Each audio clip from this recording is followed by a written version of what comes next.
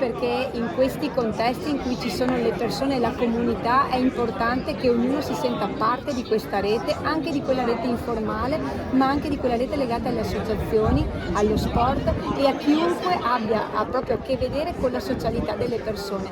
Ognuno è fondamentale perché per fare prevenzione significa conoscere determinate situazioni e sapere chi agganciare per aiutare le persone. Voi siete parte di questa rete, siete decisivi. Come prevenire questa violenza? Cioè dove agire sulle case di accoglienza, sui centri, su che cosa?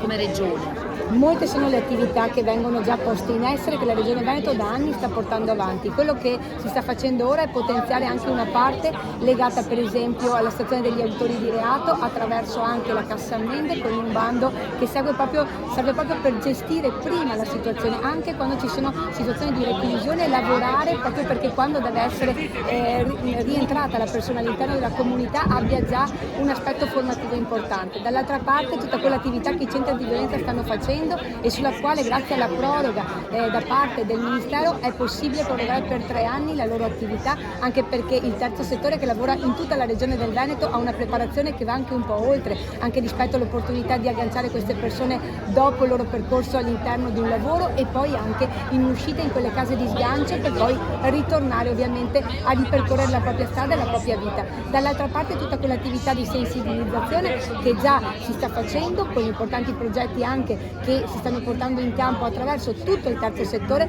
ma anche l'attività davvero importante che viene svolta proprio dai pronti soccorsi, dall'attività formativa, ma anche da parte delle forze dell'ordine. Io credo che in questo tipo di intervento anche lo sport che è stato inserito adesso attraverso anche il lavoro con l'ordine degli avvocati, degli psicologi, ma anche ovviamente del terzo settore sia fondamentale perché ognuno ha un ruolo importante e ha un ruolo fondamentale per lavorare sulla cultura e sulla consapevolezza.